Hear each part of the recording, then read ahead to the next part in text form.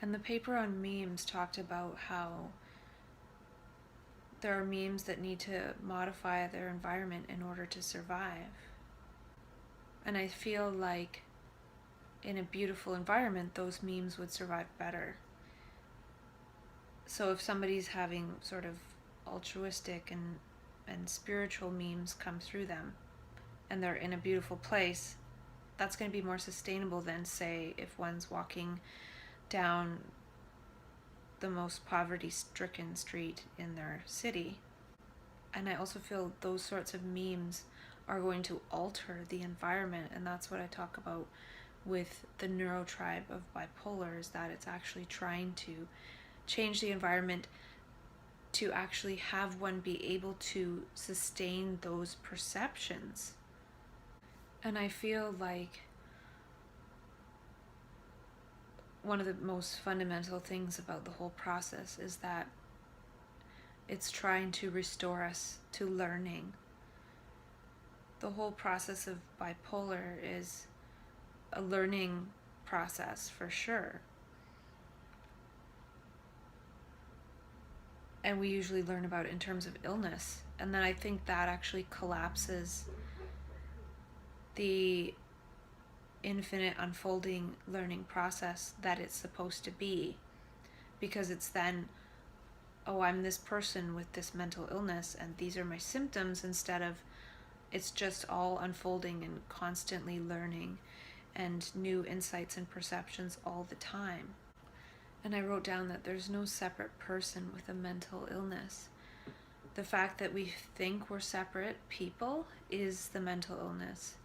The ego is an illness, and the supposed mental illness comes in and breaks up the ego structure, which appears as mental illness. And I think I wrote down bipolar is sort of like entropy. It's an increase in randomness. But I think this is for the arising of a different order. It's taking that linear ego structure and breaking it up, and because of that we have access to more information, because that ego state actually wastes energy because it's processing old information, which is like not processing anything at all. So when that breaks down, we start to process more information because it's not in the way anymore. We have access to more information. And a lot of times when it's related to the ego, that's when like past karma or this life karma comes up, or the collective unconscious, because we probably were supposed to sort of be accessing and unfolding that with that all the time throughout our life, but it built up because the ego structure blocked that energy from actually flowing. And I was even watching a video on flow again, and they talked about how they find it so fascinating that the brain actually is less active in flow. And that's again because all of this activity is a bunch of energy being wasted. So when the brain is less active, the energy is kind of flowing through the brain, and it's more powerful to have the energy flowing through instead of bouncing around in the prefrontal cortex doing all these things that are supposedly higher levels of function in the brain. When those higher levels of function have been hijacked and are wasting our energy, instead of just using it when need be to calculate how to get from A to B, it's talking about old memories and things, and so we're not actually in the present moment. And they talked about in flow how it's all about being in the present moment. Well, one doesn't have to do extreme sports in order to be in the present moment. That's why people are meditating and all of this stuff, in order to get into the present moment. So the thing that we actually tout the highest, our prefrontal cortex and all of its musings, is the thing that gets in the way and is in the way of us actually being present. And all that stuff is actually the ego stuff, and that's the stuff we try to band-aid back up, which is this ego dopamine complex happening when the process of map consciousness and trance consciousness is trying to break that down so the energy can flow through. And then when the energy starts flowing through because it's breaking down, this ego process is still trying to make associations and abstractions, and yet there's more energy and information coming through. So it's infinitely confusing. I like what Alan Watts says, which is, you are what the entire universe is doing at this point in space-time. And with this access to all this information, we realize that the whole universe is folded up in us. We are the entire universe, what it's doing at this point in space-time. And I talked about before, perhaps, how we share the entire universe except for our bodies physically. But everything else, all the energy and everything, we all share it. We're all bathed in it. We're all walking through it. So we're actually all very much exactly the same except for our bodies, which is a convenient way for us to interact with each other. It's like the universe interacting with itself. I was thinking about learning and how learning is naturally rewarding without seeking a reward. So rewarding is sort of an iffy term to use, but we're usually seeking some kind of reward in terms of pleasure. But when we're actually learning, the learning in itself is rewarding, and yet there's no reward but the learning. And I was thinking that the reward might be new neural circuits. When we're abstracting and we have the ego process going of thought, it's old and it's boring. So then we naturally have to always be looking for some kind of reward,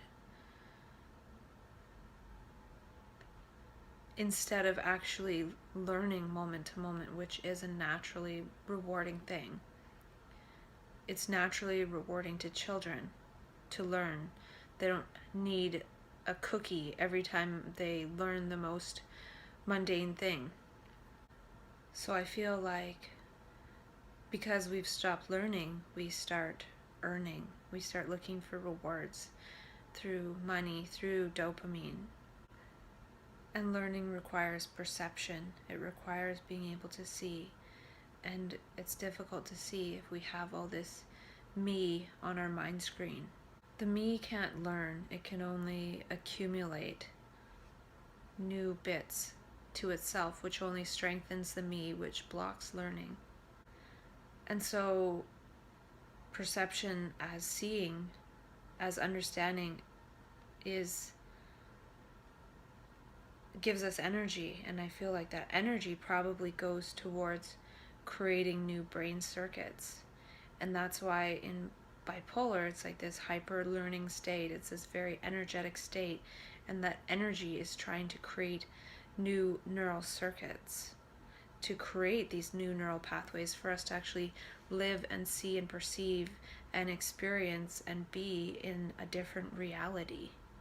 And the ego makes us immune to this learning process, and then we need all these rewards and pleasures.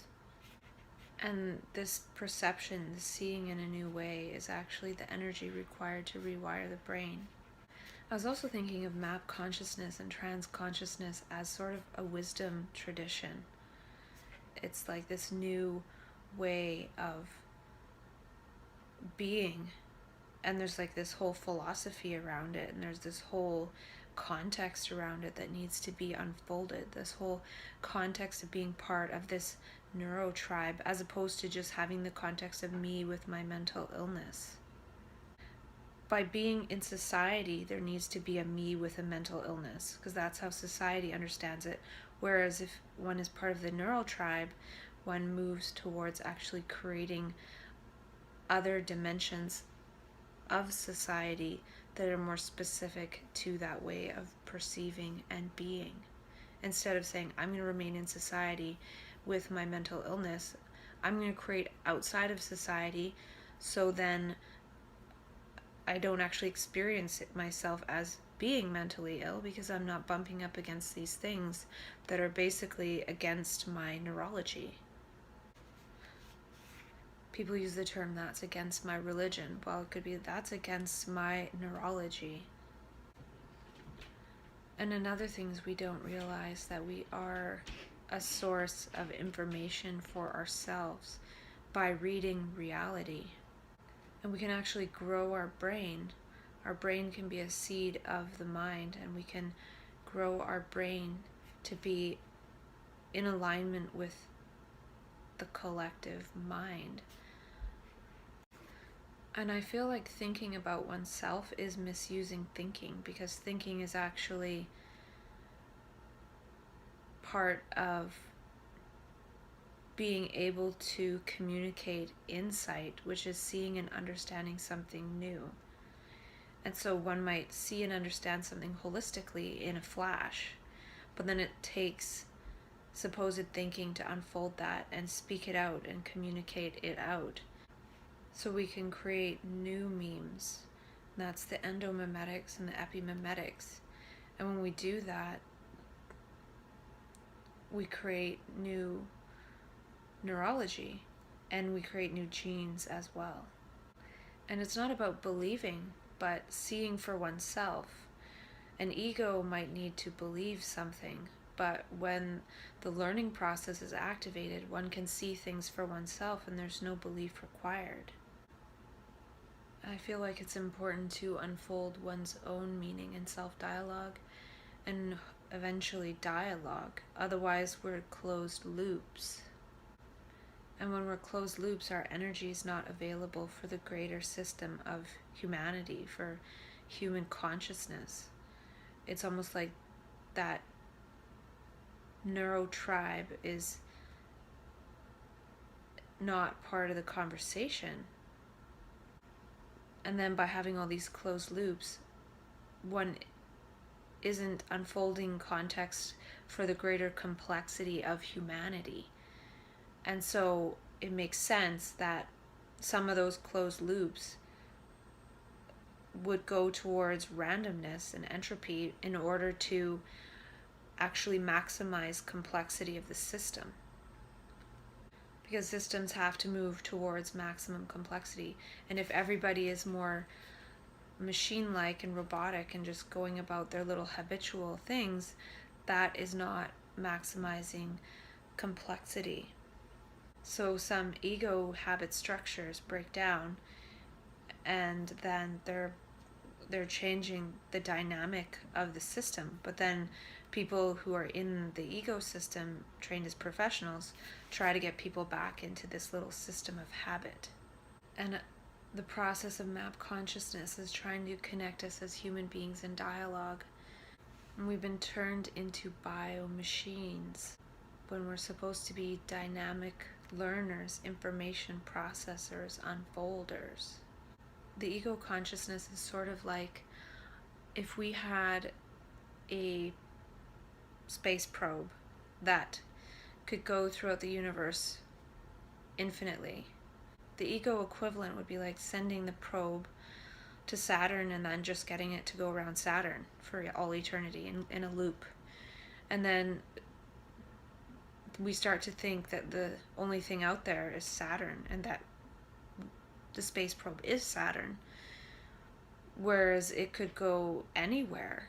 And so in a way, by being stuck in habit, it's like just being a probe that could go anywhere, but really just staying in a very, very limited loop. And we need to see things on our clear mind screen, perception with a clear mind screen. One of the things that gets in the way is TV and media, because it pollutes our mind screen. It's not clear, and it's having all those lower energies resonate on our mind screen, so we can't actually perceive anything above the collective level of consciousness of the media and the TV and the entertainment that we consume. That could be one of the ways that travel actually allows some people to go into other states of consciousness, is that they're not really consuming media stuff. So the mind screen releases some of its allostatic load. So the ego is a false equilibrium. if I have any goal with this, besides my own self dialogue and unfolding context, it would be to restore the brain to learning. Because otherwise, one just clings on to some facts that seem believable and then holds on to that, when really, if one is able to restore one's brain to learning, one will see one's own facts unfolding infinitely and learning that way versus learning from what other people are saying. So nothing I say is to be believed. I don't even believe any of it. I forget most of it after I say it. It doesn't really have any value unless one sees it for oneself.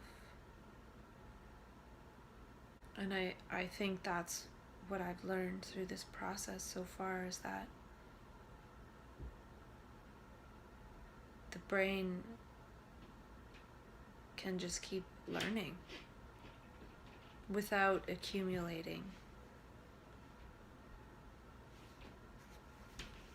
And that's the thing, when the brain is always in a state of learning, whatever one encounters, one will be able to see clearly and understand. So there's always that security and that self-sufficiency. And it seems that our biomechanical energy is limited by our programming. So how I move is habitual, whether it's driving to work and then coming home and sitting down watching TV. The way I've been programmed by habit is limiting how I move biomechanically. And I think that's part of what happens in map consciousness, is since those habit structures are scrambled, one has access to so many more degrees of freedom of movement because the movement is actually tied into the programming.